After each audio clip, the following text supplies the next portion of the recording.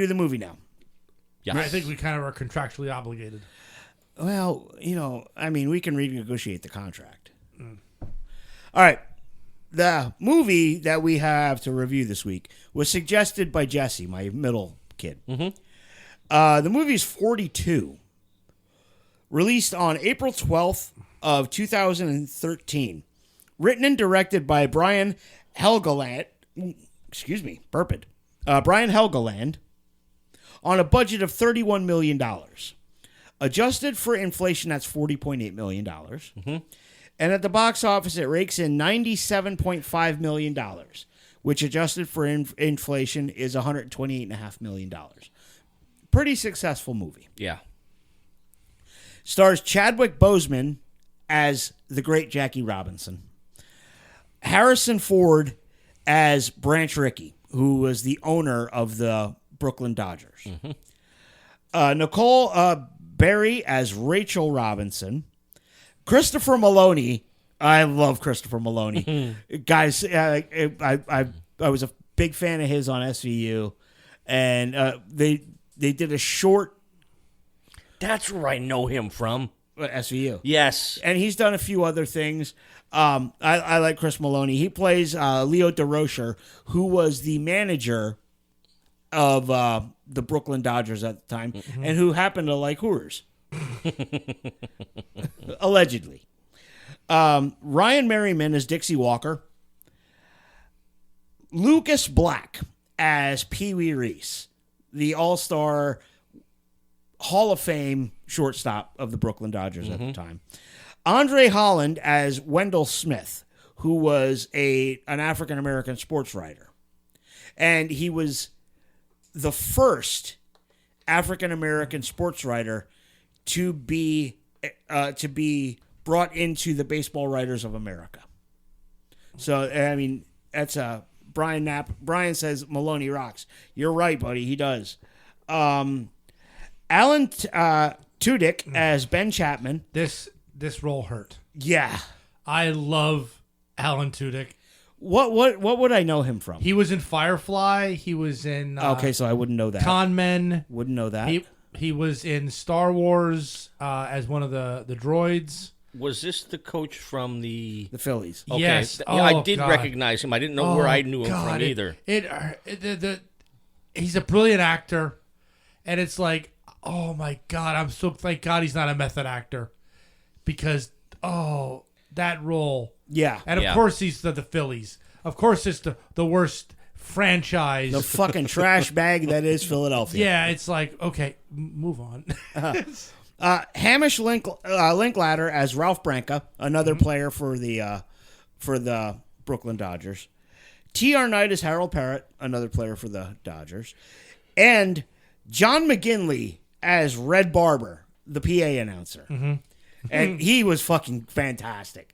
And I loved how he really played into the way that the broadcasters were back then with all them goofy metaphors. Yeah, the goofy Yeah. metaphors. It really worked out well. So if you've never seen the movie, essentially this is the story of Jackie Robinson breaking Major League Baseball's color barrier. In 1945, he's playing for the Kansas City Monarchs of the Negro Leagues. And he gets invited to Brooklyn Dodgers spring training by a man who was truly ahead of his time, Branch Rickey. Yes. Branch Rickey saw that, hey, these ball players can play. Oh, and don't forget, before he did that, I enjoyed the scene when he was still in the minor leagues, and they pulled into that gas station with the bus. Yeah. And He was still in the Negro Leagues. Negro Leagues, that's right. I'm sorry. And Yeah, they pull into a gas station, and the attendant starts pumping gas. yes, And Jackie Robinson goes to use the restroom. Now, this is Jim Crow, Southern United States. So the the gas station attendant says, "Hey, you can't use that because it's whites only." Jackie turns around and says, "All right, take that hose out of my bus. Yes. I'll get my 99 gallons of gas somewhere else. And, you know, if you're going to be a racist piece of shit, at least be consistent with it.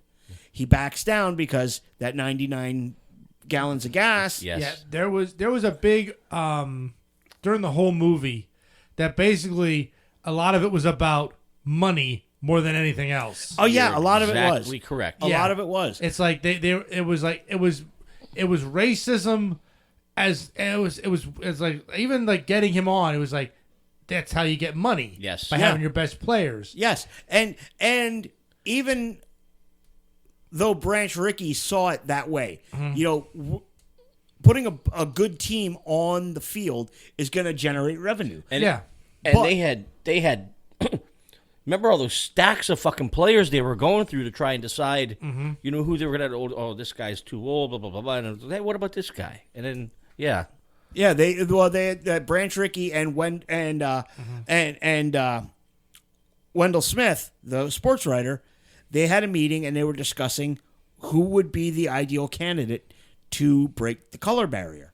And one of the names that was bandied about was Satchel Paige. And he's too old. We want somebody that we can watch that people can watch him grow, yes, not watch him fade. correct.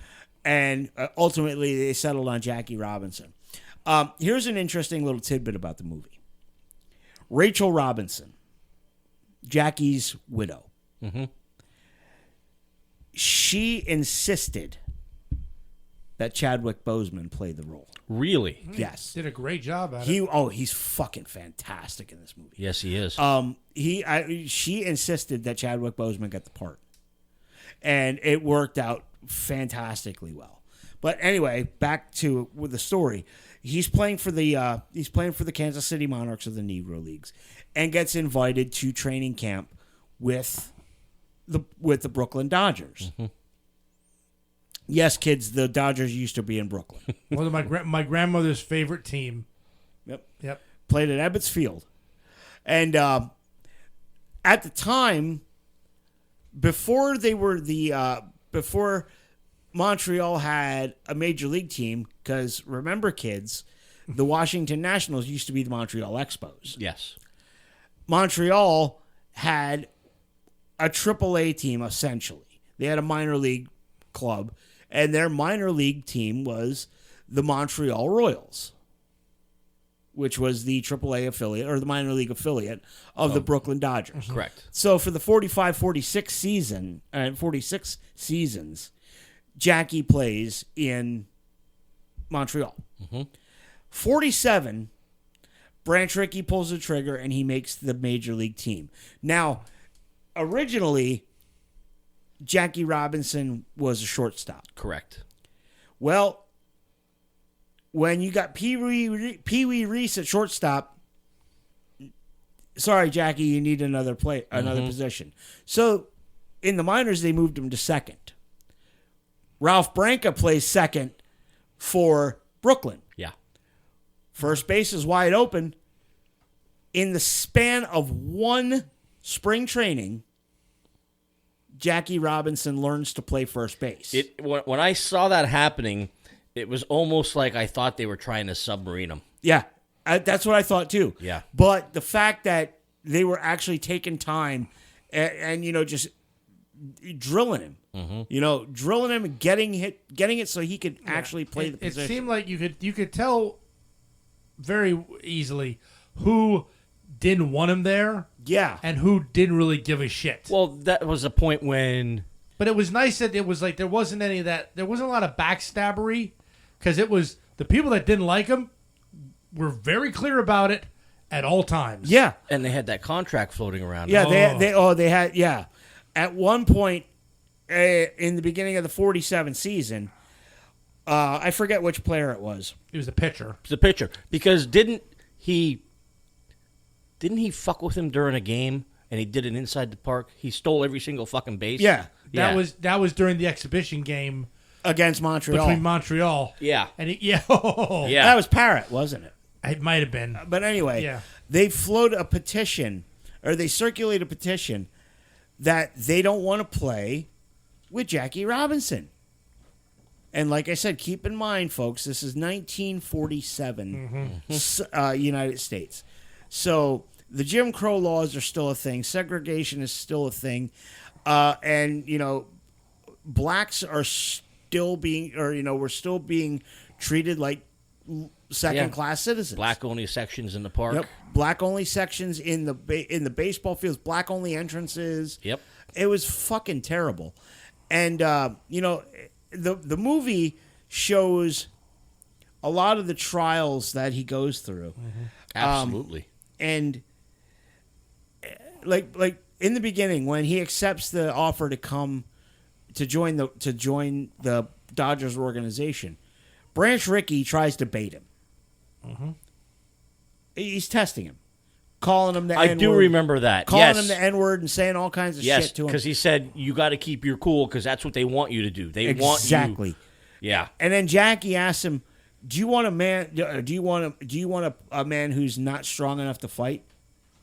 He says, "No, I want a man who's strong enough to not fight." Yeah. And like that whole thing with Ben Chapman, who was the manager of the Phillies at the time. Chapman comes out and just like more N words than any rap bomb I've ever heard. yeah. Yes. Like the amount of times the N word is dropped in this is actually quite alarming. By him alone. Oh yeah, but yeah, and the fact that he was out of the dugout, like almost on the field, screaming. And I didn't know I didn't know any of the actors mostly was playing anything. And this is where it kind of like my heart like dropped because I'm sitting there. He comes out of the dugout and he starts. And as I'm looking, I'm kind of squinting at the screen. I'm like, oh, that's Alan Tudyk. Oh no, Alan Tudyk! No! you know one of the most heart wrenching things in there is when the road trip to Cincinnati. Now Pee Wee Reese is he was a boy from Kentucky, and Cincinnati is close to the Kentucky border. Okay. And Pee Wee Reese saying, about he's going to have a lot of family in there, and he's concerned about Jackie going on this road trip to Cincinnati. Yeah. And there's a father in the crowd, and he just starts yelling, like he's saying something to Pee Wee. Hey, you're gonna, talking all nice to Pee Wee. Yeah. And then Jackie Robinson comes on the field, and the N-word just starts flying. He's got his kid with him. Yep. Kid's about 10 years old. Yep. And the kid's looking at his dad, and jumps right in. Yep. People, And before that, he didn't probably care. no, he didn't. Yep. Racism has to be fucking taught. Yeah. It's not. No one is a racist at birth. It's a shitty behavior that needs to be taught, like most shitty behaviors. And like there's so much of this now. And to his credit, and I would like to think that this was not overly dramatized. Pee Wee goes up, puts his arm around Jackie Robinson, and kind of puts his stamp of approval on him. He's one of us, and Was there a problem with a hotel room one time too? the whole hotel in Philly. Yep. Yeah, the that's whole, it. Would not allow him in because Jackie Robinson, him and his wife was seen using a whites only That's right. bathroom, and their seats were taken off they were more or less kicked off the plane, politely kicked off the plane. Yeah, Where it's like, and you know what, and that's the kind of racism in the movie that really, and even life, just bothers me. yeah, Just do it subvertly without actually coming out and say it. You're gonna be a piece of garbage. Come out and say you're a piece of garbage. yep. I got a story to tell you guys off air. That's the kind of stuff that really, I mean, I said the movie itself, it hurt. It hurt watching it, only knowing that this is how we were, Yeah, as a society. And there's a point sometimes when you watch the way things are going on now, that it's like there are people that have not progressed past that. No, they're not. They haven't. You know, And it's terrible. I mean, and that's what hurts the most. dude, there's people in our hometown that haven't progressed. Oh yeah, past we that. know that. It's just, It's fucking terrible. And we all know, like all three of us, we all say some fucked up shit. Yes. Okay? We all say some seriously fucked up shit. But I can be 100% real when I say I don't have hate in my heart for anyone until they've earned it. Mm-hmm. You know, and for me to, Dr. King said it best. When, you know, he yearns for, he said he yearned for a time when men are judged by the quality of their character and not the color of their skin. Mm-hmm. And it's fucking true. Yeah. If I've got a problem with you, it has nothing to do with the color of your skin, what God you follow, anything like that. Even Jim's music tastes. I'll flame him for it, but I don't dislike him because of it. I dislike him because he's got a big fat blue blue. Blub, blub. Jesus Christ. Anyway, but Yeah, it's go ahead. And this movie just shines a spotlight on that behavior. I mean, like I am though wondering why Pittsburgh is like everybody got sent to Pittsburgh. Because it was at the time, it was a shit fucking franchise. Okay, it just seemed funny that That's where careers go to die. It's yeah, but it just at the time, like I'm not into baseball. I don't know baseball, and I really don't know baseball. There's things that I never knew the number 42 was even retired. Yeah. Or anything about that, and Yep. that's On every team. Yep. It is. Which of course confused me because at the end I saw some in the montage, the batter, whoever that was, hit the ball, and then they brought up the text, and I'm like, 42 is retired. I'm like, but that guy is 42. Everybody. I know. Yep. They explained it in the next one. They have a Jackie Robinson Day every April, and every player on every major league team wears number 42 in his honor, and that is the only number that is retired across all of Major League Baseball. Amazing.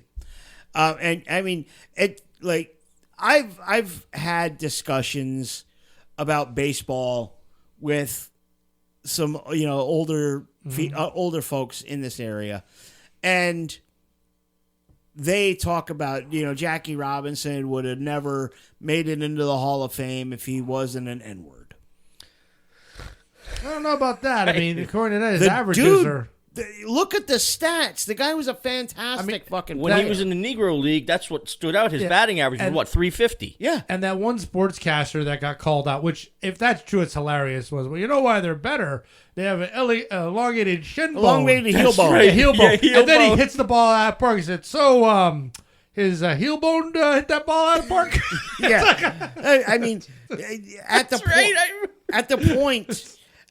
the point when Jackie broke the color barrier, he did have some people that were genuinely rooting for him. Mm-hmm. And, those guys are just as much heroes in their own way as Jackie Robinson was, because they were facing an uphill battle. Mm-hmm. He was facing a massive uphill battle, Jackie was. But anybody who was behind him was facing an uphill battle. And, to see, like, toward the end of the movie, to see, like, a guy like Enos Slaughter spiking him on a play where he was Yeah. obviously out. Yeah. It's like, you know what? You're a fucking piece of trash. Yeah, yeah. Yeah, and then the worst part is, I mean, and Branch understood the media. Oh, It's yeah. like, it's like if anybody else says it, it's accepted. Yeah. And, So he had to watch everything he said and did, and he couldn't speak his actual, there's another part in here. Going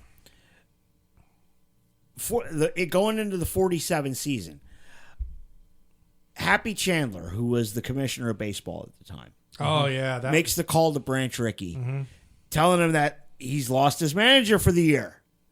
That's right. Because they lost Leo DeRocher for the season. on the surface, he's saying it's because you know, Yeah. this affair he's having with this woman and yada, yada, yada. Bullshit. Correct. We all know it's because you didn't want the black guy playing baseball. Yeah. You know, and, you know, So everybody's got to be punished. yeah. But you know what? Jackie Robinson, it didn't happen in 47, but in 1955, the Dodgers win the World Series. Yeah. You know, I'm trying to think. I don't remember if this was in the movie or not, but what I read was after that Philly game where that coach came out and was cussing him. I think the owner of the Phillies did this. They made him do a Life magazine spread with Jackie Robinson. yeah. Yeah, and Yeah. that I looked up that picture. The picture is true to life, and he, you know, you could, I don't know if a picture you can tell that the Phillies guy wasn't on board with the picture either. Yeah. But Jackie was just like, it's like, hey, we're doing this. Yeah. And he got fired at the end of that season. Ben by the Chapman way. never managed in the major leagues again. Correct. He got fired at the end of the 47 season, never managed in the majors again. Another thing that got Leo DeRocher sent away is, you remember when the petition was being circulated? Yes. DeRocher shot that shit down with a quickness. Well, Harrison Ford came to him and he heard about it and he says, "You need to fix this now." Yeah. And then that's when he went off on all those players. Yeah. Yeah. All they want to do is win baseball games. Yeah, You know, and to think that not even a century ago, this is where we were at. Yeah. You know, and we've come a long way, but we still have a long way to go. Yes. I know we didn't talk too much about like what goes on in the plot of the movie, but the plot of the movie is really secondary to a lot of the lessons Yeah. that this movie can teach. the message. plot is just this uphill struggle. Yeah. I mean, there was no breathing room the whole time of any time. It's like, you know, the umpire was against them. The sheriff wanted to kick them out of a game because he wasn't. They wouldn't even allow. That's right. Yeah. What? I mean, I remember that. every single minute. Yeah. It's like something bad was happening And he had to rise above it. every single time. And Did somebody come to his house? yeah. Okay, that's I Yeah, they remember came, that well, part. and that was something off, which was interesting. The announcer, the guy whose house it was, and the Branch's assistant. Yeah. 2 Grey's Anatomy guys, 1 guy from Scrubs. A lot of TV doctors in this. Yes. It's like, But yeah, it was. yeah, they came and said they're coming for you. Yeah. So they quick got the hell out of there. That's right. Yeah. And But again, that had to have been. We can only we can only imagine how terrifying that life would have been. yeah. Because they stop next to that bar, and all of a sudden everybody starts coming out. It's like you can't imagine what that must have been like. I mean, No. because they would have no consequence beating a colored person up. They wouldn't. They wouldn't care. No, Yeah. they wouldn't And have nothing cared. would happen to 'em. Yeah, the local yokel sheriff would have been up. They must have started it. Yep. Something. They said you started, and it's 2 against 50. Yep. And it's the uphill battle that he faced is unbelievable. And as great of a ball player as Jackie Robinson was, he was an even better human being because there's a lot of people who absolutely would have cracked and would have let their emotions get the best of them, and justifiably so. Yeah, sometimes, that happens nowadays to certain, you call them sports celebrities, Yeah, who get said the wrong thing in the media and they go off. yeah, He didn't have that luxury. No. no. Everything was, it was newspapers and the AP wire and radio. TV wasn't even a thing. Yeah. It's, nothing but respect for Jackie Robinson. Yeah. You know, and shit, man. It's the lesson to be learned is if somebody can do it, just fucking let them do it. There's no need to be a dick. Yeah, and I've said like many times. I mean, if someone's good at it at a job, let them do it. It doesn't matter. Yeah. You know what they look like, and I know it's not a racial thing, but like people with the tattoos and the piercings and different hair colors, if they're good at what they do, let them do it. Mm-hmm. Right. I mean, it's part of what makes human beings such shitty creatures is we're predisposed to judge on looks first. I think, as for the most part, we judge anybody different in any respect than ourselves. Yeah. You're not wrong. And you now belong to one of the least protected classes ever. What's that? Bald men. Oh, well. Yeah, you can make fun of a bald man. You make fun of a bald woman, you get your face slapped at the Oscars. But you can make fun of Eric all day long because he's bald, and then nobody's going to come after you. Well, maybe except Eric. Yeah. But you might get slapped in a basement. yeah. But, I mean, Jackie Robinson, the guy was an absolute fucking icon on so many levels. On as an athlete, as a civil rights pioneer, the guy was a fucking legend, and this was really a fantastic movie. And if you wanted us to do like an in-depth synopsis, I'm sorry, but the movie is just so much bigger than what this is also the plot is. You also just should see. Yeah, and visually stunning. Even all the little details. I mean, that you don't think about. The phone cords are not coily because they weren't in the 40s. Correct, they were fiber. Yeah, I mean it's so beautiful that they even the smallest of details they make sure to get right. Yeah, they did a fantastic job with this. I mean, you can't go wrong watching this movie. No, let's go through the formality. Mm-hmm. What do you give it? Thumbs up. Okay. 2 thumbs up. Absolutely. You bastard. I didn't know we were doing doubles here. Well, this definitely deserves a double if we're not. Yeah. I got to give it a thumbs up. This is a fantastic movie, and it should be required watching for everybody. Mm-hmm. Even if you don't like baseball. I think I even texted history class. This should be watched in. I would be okay with. I think Jesse did watch it. Yeah, in history I think class. anybody would be okay watching this in a history class. Yeah, I think Jesse actually did watch this in a history class. And like Jesse said, even said about it, he's like, it's such a great movie. The only thing that's hard to get past is the incredible amount of times the N-word is used. Mm-hmm. Yes. You could listen to every NWA album back to back to back to back, and you probably wouldn't hear the N-word drop that many times. Yeah, but that was the reality at the time. It was, and it's fucking sad. It's terrible. Yeah, great movie. Good job, Jesse. I gotta give you credit for that one.